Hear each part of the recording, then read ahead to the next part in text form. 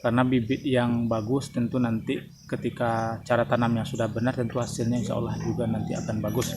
Sebelum kita lakukan penanaman, minimal 2 minggu sebelum kita hendak menanam alpukat tentunya sudah kita sediakan lubang tanam, minimal lubang tanam yang kita buat.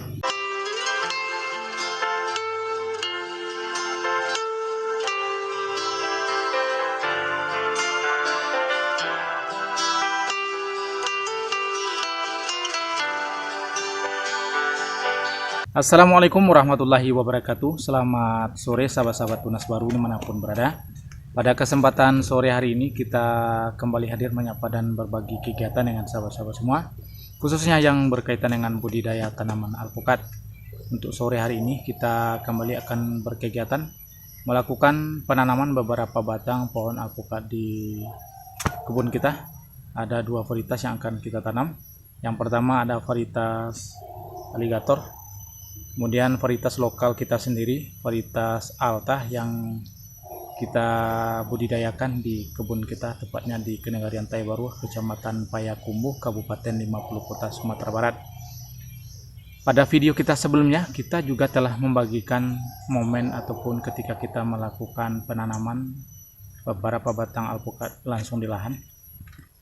Ini berulang-ulang kita bagikan dengan sahabat, karena bersamaan dengan kegiatan kita melakukan penanaman di kebun, agar nanti sahabat-sahabat kita, terutama sahabat-sahabat pemula yang benar-benar awam dalam berbudidaya tanaman alpukat, mungkin berniat atau ingin menanam alpukat di perkarangan, ada beberapa batang ataupun di kebun, dan ketika kita menanam pun nanti tidak sesuai dengan cara tanam yang benar, tentu akan berdampak pada pertumbuhan ataupun hasil pohon alpukat kita ke depannya.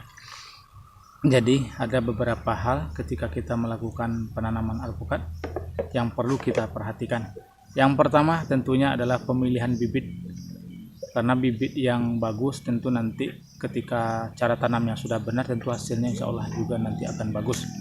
Karena jika kita salah dalam pemilihan bibit, bisa jadi mungkin karena buahnya tidak maksimal ataupun ukuran buahnya kecil-kecil, termasuk rasanya tidak sesuai dengan harapan kita, tentu nanti kita akan kecewa. Jadi yang pertama adalah pemilihan bibit yang bagus, adalah bibit-bibit unggul. Gunakan bibit-bibit yang dari proses sambung pucuk, dari varietas yang sudah valid, bisa kita beli ataupun kita pelajari sendiri teknik cara pembuatan bibit. Sebagaimana pada video kita sebelumnya, kita juga memotivasi sahabat-sahabat bunga untuk belajar proses sambung pucuk pada tanaman alpukat, karena ketika kita kecewa dalam membeli bibit tidak sesuai dengan varietas yang kita beli, maka setidak-tidaknya kita sudah bisa melakukan sambung ulang dengan cara teknik walking ataupun teknik sisip, maka insya Allah varietas alpukat kita kembali sesuai dengan harapan kita. Kemudian sebelum kita lakukan penanaman, minimal 2 minggu sebelum kita hendak menanam alpukat tentunya sudah kita sediakan lubang tanam, minimal lubang tanam yang kita buat 50 x 50, ataupun bisa kita sesuaikan dengan kondisi bibit yang kita beli. Semakin besar bibit yang kita beli, sebaiknya semakin agak lebar ataupun agak dalam lubang tanam yang kita bikin. Tapi setidak-tidaknya 50 x 50 adalah lubang tanam yang standar biasanya digunakan oleh petani-petani alpukat. Langsung saja kita praktekkan cara menanam langsung di lahan. Untuk lubang tanamnya sudah kita sediakan sekitar 3 minggu yang lalu, dan juga telah kita taburi dengan pemberian kapur dolomit.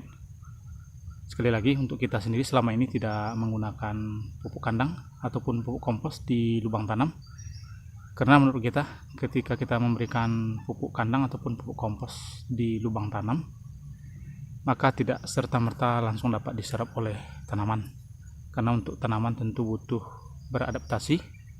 Dan menurut kita ketika kita memberikan pupuk kandang yang belum terfermentasi, maka nanti kondisi lubang tanam yang sudah kita tutup nanti akan panas, kemudian juga nanti akan dapat merusak perakaran, kemudian juga berpotensi akan ditumbuhi oleh jamur yang berakibat nanti akan menjalar pada akar tanaman alpukat kita.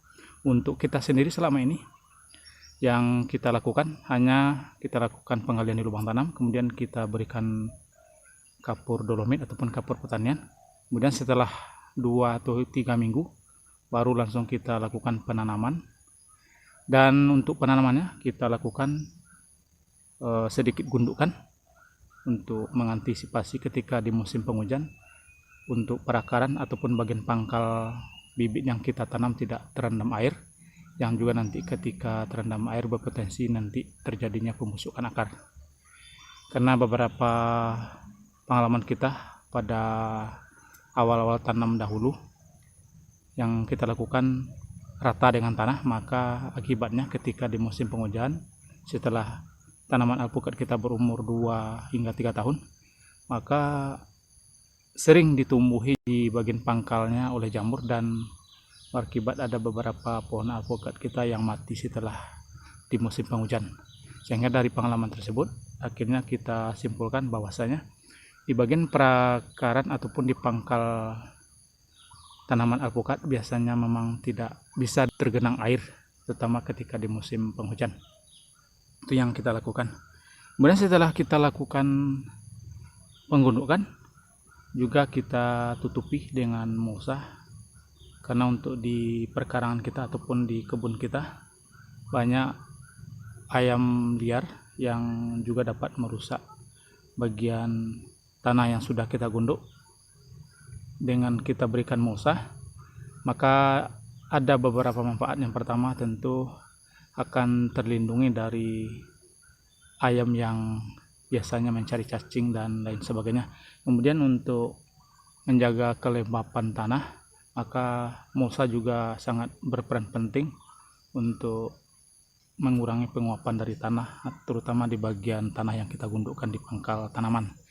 Kemudian yang ketiga, manfaatnya yang kita rasakan khususnya di bagian gundukan tersebut akan aman dari pertumbuhan gulma setidak-tidaknya untuk 1 tahun pertama, dan kemudian nanti setelah sekitar 1 tahun maka gundukannya akan kita perlebar, akan kita berikan pupuk kandang, bisa kotoran kambing, kotoran ayam, namun saran kita juga berikanlah pupuk kandang yang sudah agak dingin, dalam artian yang sudah terfermentasi.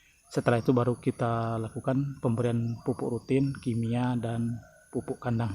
Untuk awal-awal tanam kita hanya lakukan teknik kocoran melalui pemberian pupuk NPK 16-16-16 yang kita larutkan dengan air, kemudian kita kocor, kita lihat ataupun kita sesuaikan dengan kondisi pertumbuhan tanaman, ketinggian ataupun kelebaran tajuk dari tanaman itu sendiri. Dan setelah itu baru seperti tadi kita lakukan pemberian pupuk secara langsung. Begitu juga untuk pruning, setelah di atas 1 tahun baru kita lakukan pruning tipis-tipis, kita bentuk cabang utamanya secara rutin seperti itu. 6 bulan sekali kita lakukan pemangkasan untuk membentuk cabang utamanya dari pangkal. Bisa kita bikin 2 ataupun kita bikin 3 untuk kita biarkan tumbuh besar ke atas. Sepertinya memang itu yang bisa kita terapkan selama ini di kebun kita. Mungkin demikian yang dapat kita bagikan dengan sahabat semua. Semoga bermanfaat. Kita sudahi. Assalamualaikum warahmatullahi wabarakatuh.